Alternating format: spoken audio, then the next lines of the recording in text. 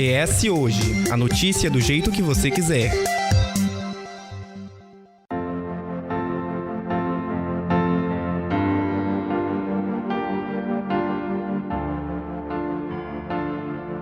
Respeito e liberdade. Nunca se falou tanto sobre essas duas palavras nos últimos anos. Uma, porém, não desvalida a outra, tendo em vista que a nossa liberdade termina no momento em que o respeito com o outro é quebrado. Ou seja, o discurso de expressar todo e qualquer comentário, seja ele preconceituoso ou não, se apoiando sobre a liberdade de expressão, não deixa por menos práticas que podem ser criminosas e responsabilizadas judicialmente. É dentro desse assunto que está a diversidade.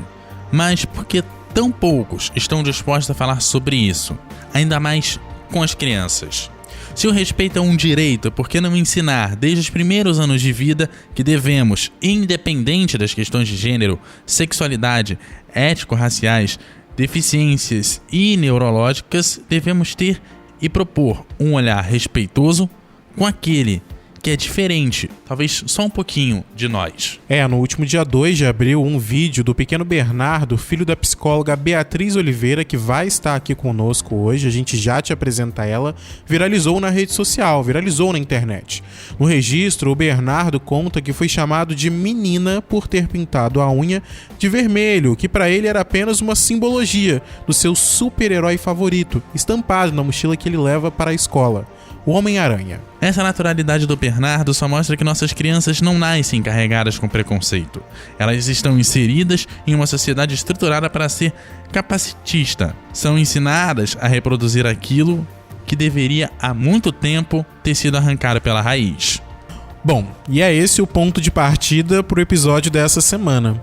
Conversam conosco sobre como a educação faz parte desse processo de quebrar barreiras e preconceitos, a psicóloga e pós-graduanda em análise do comportamento e a mãe do Bernardo, a Beatriz Oliveira. Seja muito bem-vinda.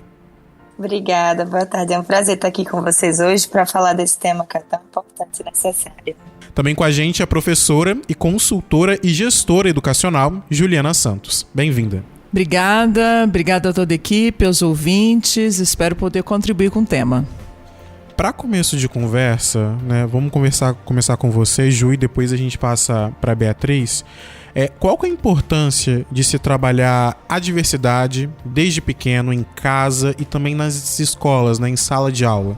Bem, as pessoas são únicas, né? A gente não pode enquadrar todo mundo na mesma caixa, colocar todo mundo do mesmo jeito, com a mesma forma. Então, a família e a escola devem preparar essas crianças para uma vivência em comunidade respeitosa. Então, se eu tenho alguma deficiência, ou se eu tenho alguma orientação sexual, ou se eu tenho qualquer situação étnica, por exemplo, isso é o ser humano. Nós somos diversos, nós somos diferentes. Então, não faz sentido que a gente faz setorizando, segregando as pessoas, se todos somos humanos. E a escola prepara para a vida coletiva, a vida em comunidade. Então não faz o menor sentido a escola não trabalhar temas como diversidade e as pessoas no respeito por serem únicas. Dentro do campo da psicologia, né, da análise do comportamento, Beatriz, como que você acha que isso pode ser encaixado? Qual a importância de se colocar esses debates, essas conversas, falar que o amiguinho ele não vai ser que nem você, que existem diferenças, que às vezes os pais daquele amiguinho vão ser 2 homens, 2 mulheres, não vai ser da forma tradicional que as pessoas acham, ou vai ser uma avó, uma tia, um tio. Qual a importância de se debater, de colocar esse assunto dentro do campo da psicologia com a criança e como que isso ajuda ela a crescer ainda mais instruída e com um olhar amplo do mundo? Veja, dentro da psicologia a gente consegue hoje visualizar que muitas das questões que os adultos apresentam são, na verdade, frutos de acontecimentos da infância. Então é necessário esse olhar bem cuidadoso para a criança, né, e para toda a sua formação e desenvolvimento. Trazendo um pouquinho para a minha área, eu sou psicóloga infantil e a minha área de atuação são com crianças autistas. Né? É um trabalho que a gente faz a partir da inclusão e da conscientização de toda a sociedade.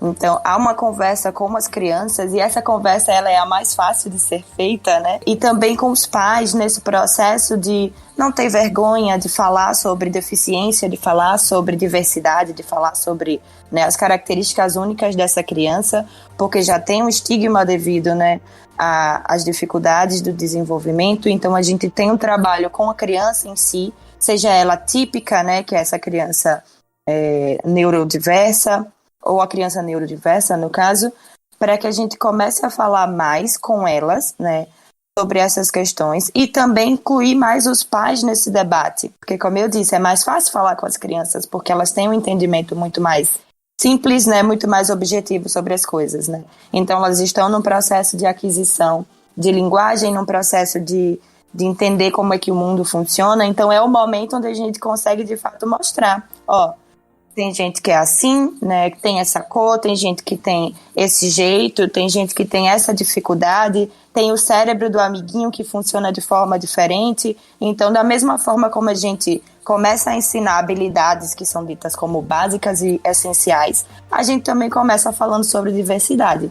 E esse debate ele tem que ser levado para além, né, da infância ou então dos nichos, né, da neurodiversidade, mas também eu convido muito as famílias, né, com o qual eu trabalho, para a gente ter esse olhar, de fato. Se nosso filho, se o seu filho, ele tem alguma característica diferente, que é única, a gente precisa falar sobre todas as outras pessoas que também têm características que são diferentes e que são únicas, porque se a gente está num debate de inclusão, não é ser inclusão só de questões de deficiência, inclusão só de questões de raça, tem que ser de gênero, tem que ser, né, de tudo aquilo que envolve comportamento e característica humana. E dentro dessa construção dessa educação mais diversa, qual o principal desafio e como superar? Pensando nesse desafio, a família é um desafio maior do que a criança? Eu diria que sim. Eu diria que sim, porque eu posso falar tanto enquanto profissional, tanto enquanto mãe. Enquanto profissional, muitas vezes a gente precisa lidar, de fato, com a resistência de certas famílias, de certos pais. Então, eu tenho experiência de trabalhar com crianças autistas e lidando como uma forma de neurodiversidade. Então, é muito comum ouvir falas extremamente capacitistas, como se quisesse, né, extinguir o autismo daquele indivíduo.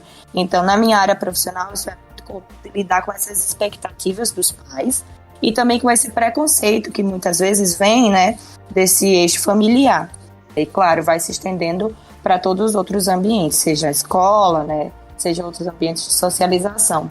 E enquanto mãe, eu também falo, porque conversa, o diálogo que eu tenho com meu filho, ele é né? Eu consigo acessá-lo, eu consigo mostrar, mas ele precisa ter exemplos, ele precisa, né, conviver e colocar em prática aquilo que eu falo com ele. Então, eu já ouvi também, até de pessoas próximas, né, que é como se eu quisesse criar um mundo paralelo. Você coloca ele nessa bolha onde tudo pode, onde tudo, né, é diferente e tudo...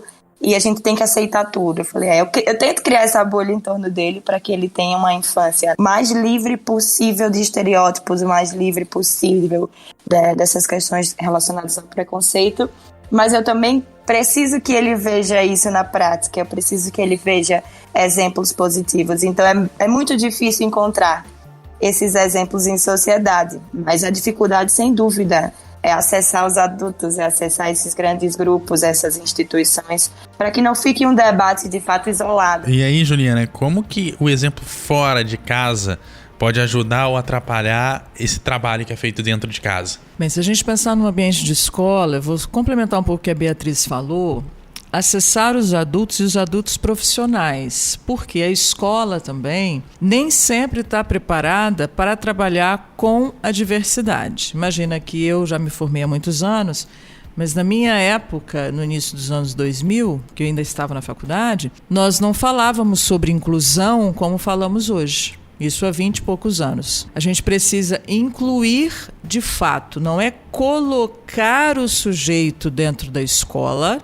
para cumprir uma legislação, mas de fato que ele tenha um ambiente seguro para o desenvolvimento dele e para a aprendizagem. Todos lá estão para aprender a conviver, aprender a ser, aprender a aprender, né? Se a gente botar nos pilares da Unesco, por exemplo, nós temos ali uma responsabilidade com as crianças. Tanto os profissionais adultos, às vezes, têm muita dificuldade para lidar com as crianças com qualquer diversidade, as típicas, as atípicas, as famílias, e muitas vezes as famílias das próprias crianças atípicas, que a gente chama, elas têm dificuldade de enxergar o filho, às vezes da deficiência do filho. Isso é muito ruim, porque a criança entra num estado de sofrimento, porque ela não é entendida, ela não consegue se expressar, ela não consegue se desenvolver. E aí os amiguinhos vão adiante, né? E ela vai ficando para trás. E a família precisa dar essa assistência, entender quem é o filho, entender onde ele está no mundo, qual é o lugar que ele ocupa no mundo e se relacionar. Os adultos precisam entender que os estudos avançaram em prol do desenvolvimento dessa criança. E hoje a gente tem condições de tratamento e de incluir essas crianças para serem socializadas na escola, por exemplo. E dentro dessa responsabilidade com as crianças, é bom a gente ressaltar que o acolhimento se torna um diferencial bastante positivo, isso seja para as famílias quanto para esses adultos profissionais que você citou, né?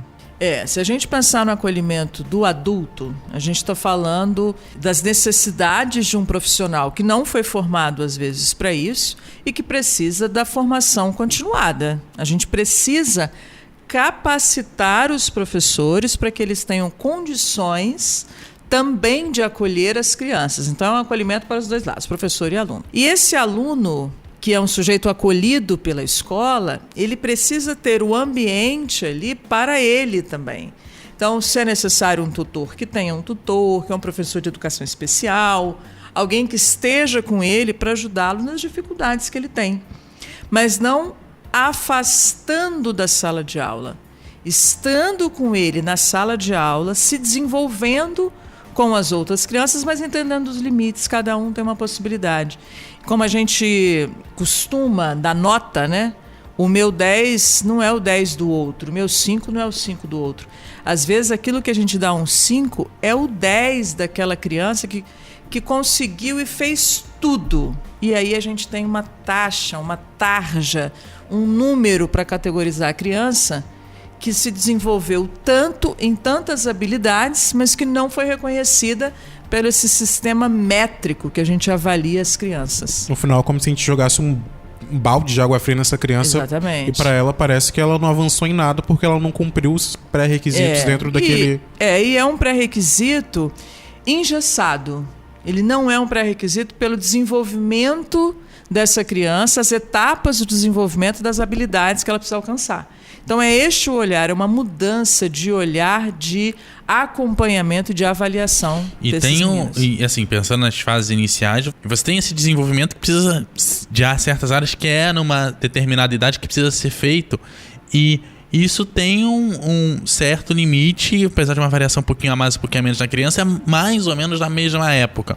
Como é que você lida com uma criança que tem um desenvolvimento um pouco diferente, sabendo que você tem toda uma turma que você precisa lidar, que precisa desenvolver ali no tempo certo, e como fazer com que ela não fique atrasada se às vezes você tem um professor que precisa lidar com 25, 30, 40 alunos, tem salas que tem 50 alunos, ele não pode travar a turma inteira por conta de 1, 2 e às vezes não tem apoio de coordenação, não tem um segundo professor para dar suporte ou quem seja para dar suporte ali.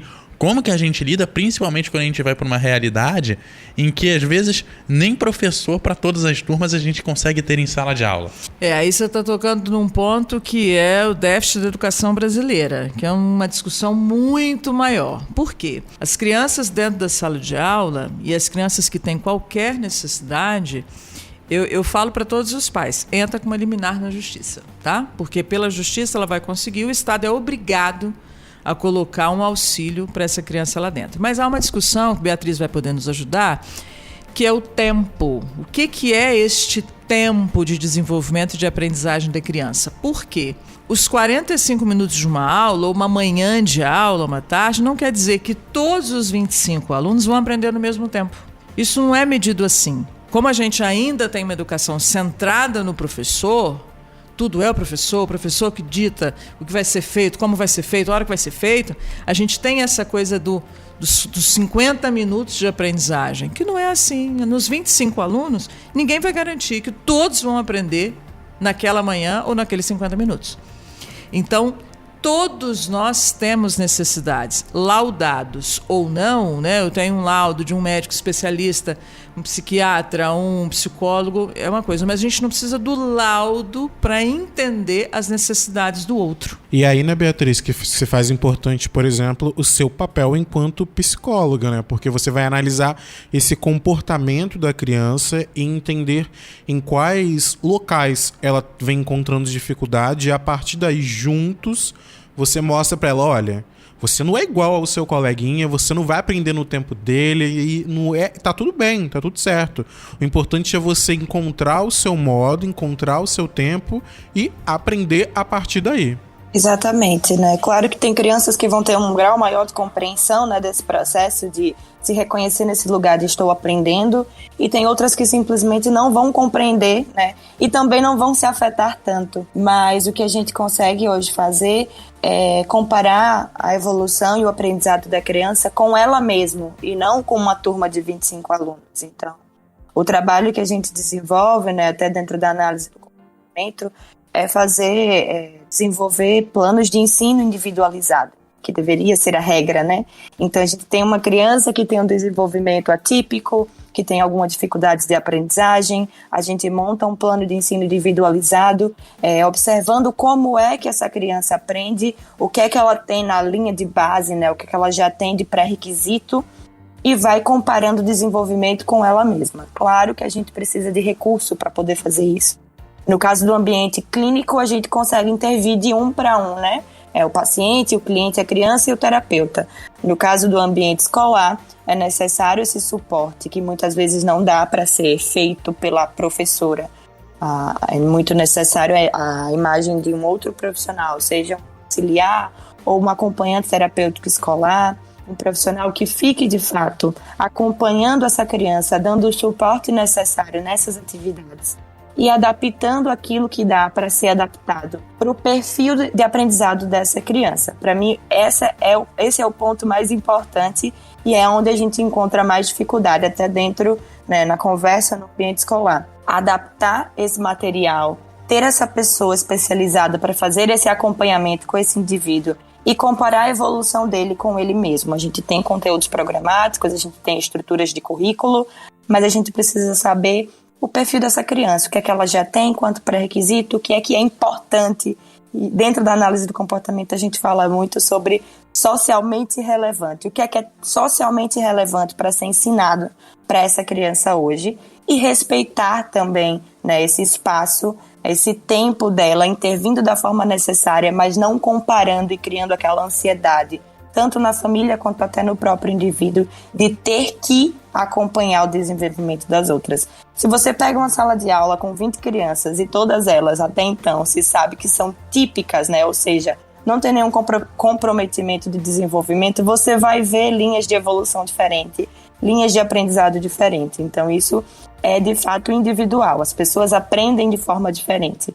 Imagine se você coloca nesse ambiente pessoas que têm uma dificuldade de aprendizagem, ou então alguma questão do seu desenvolvimento, alguma tipicidade. É necessário esse olhar mais cuidadoso para esses indivíduos. E é bom a gente também colocar nessa questão que, ao fazer isso, né, ao acolher essa criança, ao incluí-la dentro desse processo e mostrar e trabalhar de forma diferente, você acaba tornando um processo que muitas vezes para uma criança pode parecer chato, cansativo, é um processo humanizado, né? É um processo de mostrar para ela que é possível conseguir alcançar todos os objetivos, mas no seu tempo, da forma como você consegue fazer. Exato. Essa questão de tempo é até um debate, né, que a gente levanta muito.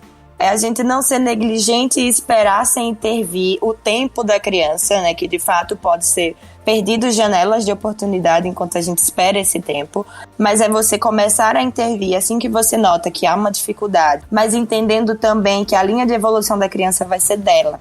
Não é pegando essa criança e comparando o tempo inteiro com terceiros, né, com uma criança típica, em busca desses marcos que não chegam. Então a gente traça bem esse perfil, a gente delimita quais são esses objetivos E a ideia do atendimento humanizado não deveria nem ser um plus, né? Trazer como, esse atendimento é humanizado. Todos eles deveriam ser humanizados, principalmente porque a gente está lidando com crianças, né? Então, são seres que estão nessa fase de desenvolvimento maior de aprendizagem. Então, é muito necessário a gente ter um olhar sensível, cuidadoso e muito respeitoso para a trajetória dessa criança. Isso acaba, né, Juliana, evitando com que muitos dessas crianças, desses alunos, né, quando chegam numa fase mais avançada, chegam na adolescência, na pré-adolescência, na juventude, elas acabam deixando de ir à escola, né? Aí a gente traz para a questão da evasão escolar, porque se você, dentro desse processo todo, você não inclui, você não acolhe, você não entende a diversidade que aquela criança traz consigo, e quando a gente fala de diversidade, não é só diversidade em relação à raça, né, à sexualidade, orientação sexual, à neurodiversidade, mas em relação à diversidade em que no contexto em que ela está incluída, em relação a oportunidades, a acesso, a financiamento de poder ou não conseguir fazer coisas. Então aí você também consegue mostrar para ela que ela não está sozinha dentro desse processo, o mesmo que ele possa parecer o quão difícil, né? Muito difícil, mas ela não está sozinha. Isso acaba, dentro desse processo de humanização da educação e do acolhimento dessa diversidade, desse processo todo, fazendo com que ela não deixe a escola e não deixe de ter conhecimento e de construir uma trajetória. A gente tem um grande problema no Brasil de evasão escolar. Pós-pandemia, né? A gente está falando em pós, mas a pandemia ainda não acabou. Isso está muito mais acentuado. Você está falando em adolescentes. A gente tem aí hoje um número de adolescentes que dizem que não querem voltar para a escola, ou porque ela é desinteressante, ou porque eles precisam ajudar as famílias em casa. A situação de pobreza se agravou muito no Brasil, então esses adolescentes já estão desinteressados pela escola. Se são típicos ou atípicos, estão todos sendo tratados nesse momento da mesma forma. Quando a gente fala das crianças e dos adolescentes com algumas questões, né, com situações especiais, específicas, a gente tem que pensar nesse sujeito para pós-escola. Como é que a gente faz com esse adolescente jovem que vai se construindo, vai se formando dentro do limite dele, das condições dele, e dentro das capacidades, porque a gente não pode só falar em limites, mas nas capacidades. Eu convivi com muitos adolescentes em um centro universitário, e aí a gente trabalhava a inserção desses jovens no mercado de trabalho. Jovens autistas, jovens com baixa visão, jovens surdos, enfim, jovens que tinham as suas condições físicas ou neurológicas, mas que eram acolhidos, atendidos e inseridos para que ele tenha uma jornada como qualquer outra pessoa. Então ele vai se formar em alguma profissão que ele escolher, que ele identificou que tem alguma afinidade, e vai depois, com as empresas, também ter esse acolhimento. Aí, como é uma questão social muito grande, a gente tem que fazer projetos também dentro das empresas, porque são outros adultos para acolher esse jovem que está ali lutando contra tantas coisas e tantos preconceitos, que as empresas também precisam se adequar, né, a esse processo de receber, acolher e dar as oportunidades para esse sujeito. E antes de chegar nas empresas, com a evasão escolar, como que a gente lida com essa criança que acaba tentando retornar depois e acaba entrando num EJA da vida, né, na educação de jovens e adultos? Como é que você acolhe nessa turma que geralmente já é com pessoas que estão no mercado de trabalho, estão estudando à noite, que já é uma jornada bem mais cansativa e ainda assim precisa incluir esse grupo de pessoas? A educação de jovens e adultos, ela precisa, na minha visão, ser reformulada. Por quê? Primeiro que a gente não pode espelhar a educação regular com a educação de jovens e adultos. São metodologias completamente diferentes. Porque você está trabalhando numa sala de aula com sujeitos diferentes, com situações diferentes. Então imagina, eu estou numa sala de aula à noite, às vezes num bairro mais periférico, com várias questões ali sendo envolvidas nesse processo. e que eu preciso tanto de metodologias quanto de programas.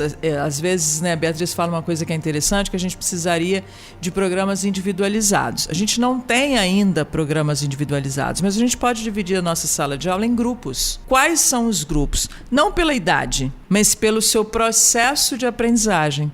Como que aprende? Se uns são mais visuais, outros são mais auditivos, outros mais sinestésicos, a gente precisa ter metodologias de ensino que possam dar oportunidade para que o sujeito aprenda de várias formas. Então, se a gente já sabe, há múltiplas inteligências, há estilos de aprendizagem diferentes, a gente já sabe disso. Então, o planejamento de aula do professor, ele precisa envolver isso e botar esse aluno como protagonista, botar esse aluno no centro do processo. Dividir a turma da EJA, de novo, não pela idade, ou se trabalha, se não trabalha, mas pelo grau de desenvolvimento. Isso precisa de muito diagnóstico, muito olhar para a turma e muito planejamento bem personalizado. ES Ouve.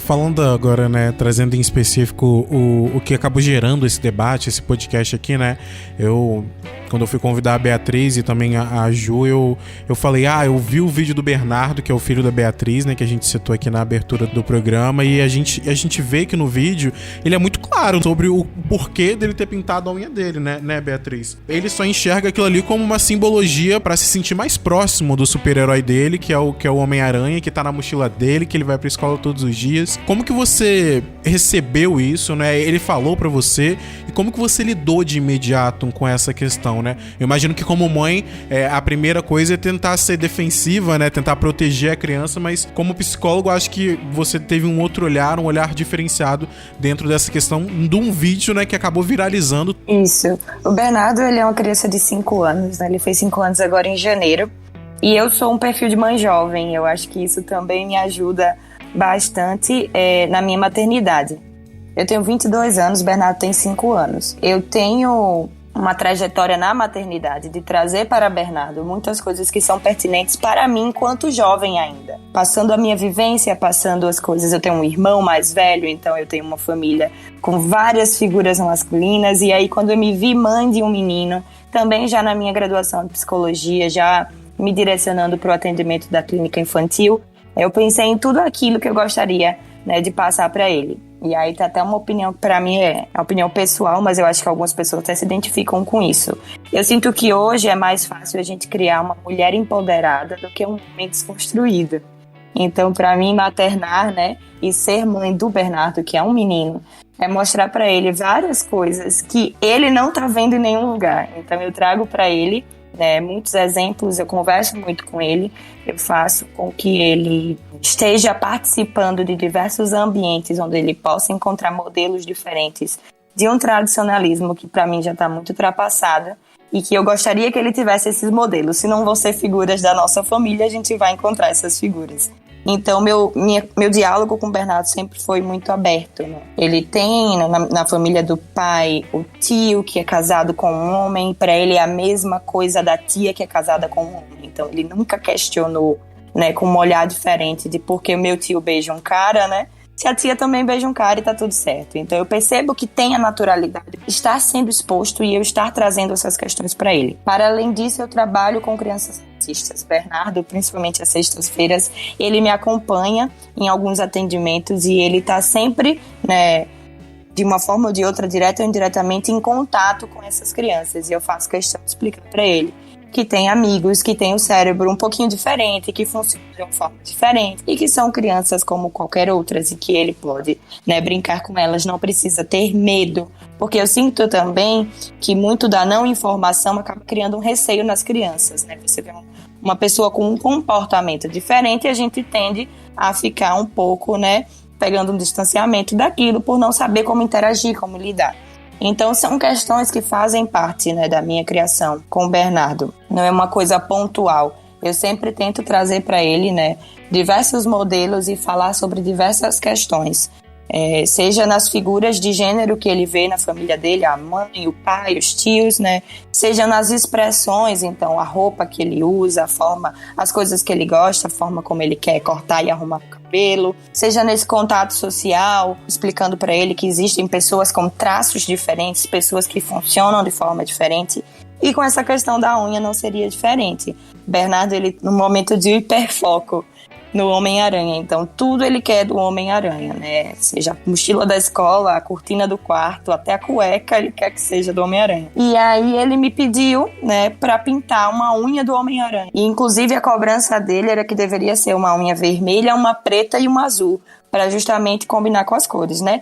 E aí nessa ocasião ele pintou uma unha de vermelho, né, até porque era só a cor do esmalte que eu ia ter. Uma coisa que também para ele, né, já era muito natural, o pai pinta a unha, já pintou a unha de preto, ele já viu, então assim, para ele era algo muito comum, muito tranquilo. E aí ele foi para a escola nessa empolgação de compartilhar, né, então, os meus amigos vão gostar de ver a minha unha do Homem-Aranha, assim como quem leva um brinquedo para a escola. E aí, quando ele retornou já meio cabisbaixo, né? E aí eu fui questionar como foi quando ele apresentou essa unha. E aí, ele me traz, meus colegas não entenderam que era do Homem-Aranha. Porque o foco dos comentários foi que pintar unha era coisa de menina. Então, tirou total prestígio e brilho da unha do Homem-Aranha o fato de que, para algumas crianças da escola, a unha pintada era algum sinônimo do feminino, né, da feminilidade, e foi questionado a ele, né. Isso acaba facilitando, né, Gil? Quando o processo começa em casa, quando se tem esse diálogo, quando se tem essa estrutura, né? E quando a gente fala de estrutura, a gente não fala de estrutura pai, mãe e filho. A gente fala de estrutura no sentido de acolhimento, né? De inclusão, de mostrar o que é respeito, de mostrar que o mundo é diverso, que a gente vai encontrar pessoas diferentes e o respeito para com elas é importante e é necessário. E quando ela começou a falar, trouxe um pouco da experiência, você acabou se identificando também. Eu vi que você deu um sorrisinho aí. Dei um sorrisinho. Eu vou contar uma coisa pra Beatriz, que eu nem sei se o Couto e o Matheus sabem. Beatriz, eu fui igual você. Hoje eu tenho um filho de 28 anos, quer dizer, mais velho que vocês todos aqui que estão comigo, que poderiam ser meus filhos. Eu fui mãe aos 16 também. E aí tem uma situação que a Beatriz está vivendo agora que eu vivi há 28, há 25, há 20 anos atrás, que é como as mães jovens que não estão casadas trabalham a educação dos seus filhos por uma coisa que Beatriz fala que é alternativa e que não deveria ser alternativa, deveria ser o comum. Por quê? Quando a gente... vou falar só na fala de Beatriz agora. Quando Beatriz fala assim, é mais fácil você criar meninas empoderadas a homens desconstruídos. E porque hoje eu tenho um filho de 28 anos que eu ainda trabalho desconstrução com ele. Porque a sociedade ela é extremamente machista, ela é extremamente conservadora, tradicional, tudo isso que a gente já sabe. E ela tem rótulos, ela rotula todo mundo o tempo inteiro. A gente não trabalha pelo respeito. Seria muito bom se todas as famílias, as escolas, todo mundo trabalhasse com o querer do respeito. Mas a gente trabalha com o rótulo, com a fofoca, com o disse-me-disse, com a ponta-dedo, com alguém na janela ou no Instagram, porque agora a janela é o Instagram, é o Twitter, é o TikTok, nós temos outras janelas. Então está todo mundo vendo todo mundo, mas não pelo que a pessoa é, mas pela estrutura social que foi construída. Para ser homem precisa ter, não pode botar a unha pintada, por exemplo. Precisa ter um short assim e uma roupa assado. Para ser mulher precisa ser assim, precisa assado. Vou contar um caso para você, Beatriz, que eu vivi com o Lucas quando eu era quase da sua idade, assim, 24, 25 anos. Lucas também na escola. E eu era uma mãe jovem, magra, porque hoje eu tô assim, não magra mais, né? Porque vocês não podem me ver. Eu tinha um cabelo curto, cabelo que a gente falava na minha época, Joãozinho. Nem sei se fala assim hoje, mas cabelo curto, né? E um dia Lucas virou e falou assim, mãe, todas as mães dos meninos da minha escola têm cabelo grande, menos você. Por quê? Então o conceito dele de mãe era uma mãe de cabelão, mãe que andava com roupa de mãe, não andava com short, eu andava com short, enfim. As mães jovens, né? As mães jovens que, por exemplo, eu me casei com o pai dele, mas divorciei, então eu namorava, eu tinha uma vida de jovem. E ele começou a olhar isso, comparar isso, como é que era esse estereótipo da mãe, até no cabelo. Falei, meu filho, eu gosto do cabelo curto, eu nunca tive cabelo comprido, meu cabelo nunca passou do ombro, né? Nunca na minha vida, vou fazer 45 anos daqui uma semana. Então, o estereótipo da mãe, do pai, da família tradicional, do menino, da menina, dessas divisões, elas impactam a criação, né? E aí a gente precisa olhar para o que é o projeto de educação dessa família. Eu quero educar o meu filho para a diversidade, para o respeito, para o entendimento, para o acolhimento do outro. Esse é o meu programa de formação de indivíduo. E aí a escola entra com um braço para isso, aula de teatro, a natação, o judô, o jiu-jitsu, a dança. O que a gente fizer é naquilo que os pais, que a família acredita. Os pais separados, 2 mulheres, 2 homens, a mulher sozinha ou a avó, não interessa a constituição familiar. Essa coisa do pai e da mãe casados, felizes para sempre, é muito Disney, né? Isso hoje é muito diferente. Então, e nunca dizem que a Cinderela chamaria de limpeza, né? Então a gente precisa reconfigurar quem são essas princesas e esses meninos. Eles não estão em cavalos brancos, né? Os meninos estão lutando aí para desconstruir esse pensamento de que eles são poderosos, que eles têm que dar conta de tudo, que eles não choram, que eles são sempre provedores, enfim, que eles têm um lugar maior que as mulheres. É preciso desconstruir isso. É uma mudança de cultura que leva uma geração. Eu acho importante a gente falar sobre a Base Nacional Comum Curricular, porque acho que o debate precisa disso e etc. Então, como que vocês enxergam e analisam, né, esse debate sobre educação, sobre diversidade, dentro, né, desse processo de construção educacional, de alfabetização dessas crianças, tendo em vista todas as particularidades que esse processo traz e tendo em vista ainda toda essa estrutura social preconceituosa que a gente vive? Pois é, eu quis muito citar a questão da base da BNCC, porque é um documento orientador de currículos no Brasil. E a versão final da base, ela retira qualquer orientação para as escolas e os professores a respeito de gênero, por exemplo. O trabalho que é feito para o entendimento do homem e da mulher é uma coisa clínica, médica, biológica, não traz a questão do gênero. Então, a aula de ciências, que é uma situação pontual, lá no 7º e 8º ano, que eles vão dividir órgãos sexuais, aparelho reprodutor. Eles não estão falando da humanização do sujeito. É muito seco e político.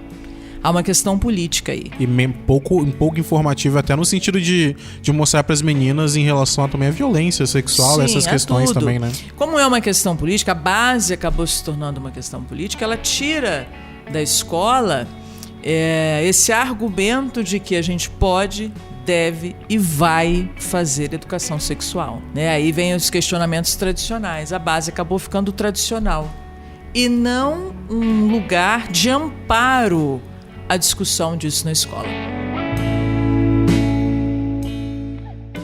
Estamos no Facebook, Twitter e Instagram pelo @eshoje.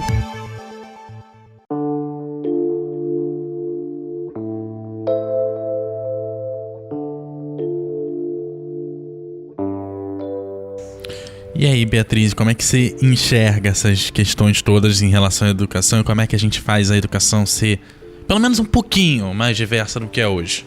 Eu acredito que é um debate que, de fato, precisa começar a acontecer com mais frequência e até mesmo, né, nos ambientes institucionais e profissionais, que não fique só, de fato, uma questão para uma conversa com o meu filho em casa. Então, eu trago muito essas questões para os profissionais com quem eu trabalho e que, quando a gente começar a entender que a estrutura aqui, nesse caso, trazendo para a área, né, do nicho onde eu trabalho, que a estrutura capacitista, né, que é o preconceito contra pessoas com deficiência, é a mesma estrutura que é homofóbica, que é racista, que é machista, a gente vai entender que a gente precisa falar sobre tudo isso. Porque para mim ficou muito claro, o público com o qual eu trabalho, que todo mundo quer ter seu filho incluído, ter seu filho respeitado. Todo mundo quer ser incluído e ser respeitado, mas poucas pessoas estão despertando para falar sobre diversidade. E para mim é uma coisa que é única, caminha, né, todo mundo junto nesse sentido. Então não tem como falar sobre um tipo de diversidade, né, só os neurodiversos, ou então falar sobre as pessoas com deficiência, sem a gente olhar para toda essa estrutura que muitas vezes a gente está reproduzindo. E que a diversidade não seja da porta para fora. Exato. É aí que a gente possa também ter mais espaços para debater isso, né? Uma questão muito difícil foi de encontrar material para construir o roteiro desse episódio na internet. A gente acha que a internet tem de tudo, mas a gente encontra muitos artigos científicos, mas pouco material, às vezes jornalístico ou de opinião, que traz esse tema de uma forma mais palatável, né? Eu não sei se é assim que fala, mas que seja mais fácil de mais fácil compreensão. Até porque se a gente começa a debater certos assuntos, os xingamentos que já não são poucos pra gente que é jornalista e pra gente que trabalha em comunicação, acaba exagerando um pouco mais. E eu acho que é assim que a gente começa a encerrar o programa de hoje. Eu vou agradecer aqui a Beatriz. Muito obrigado. Eu que agradeço o convite, que esses espaços eles se multipliquem, né, que a gente consiga falar sobre essas questões com mais frequência. Vou agradecer também a Juliana. Obrigada a todos vocês pelo convite, por ter aprendido com vocês, com a Beatriz, que está lá longe, no Nordeste, e que possa também esse nosso debate, essa nossa conversa, trazer orientação para as pessoas que vão nos ouvir e um despertar para olhar o outro na sua individualidade.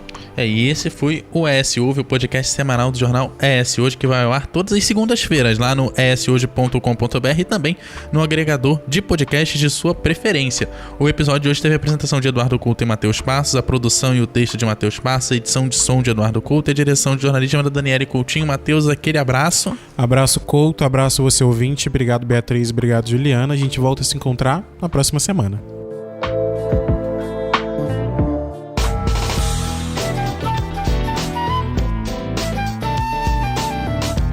Você encontra o ES Hoje nas redes sociais, @ES Hoje, e também no canal do YouTube e no site eshoje.com.br.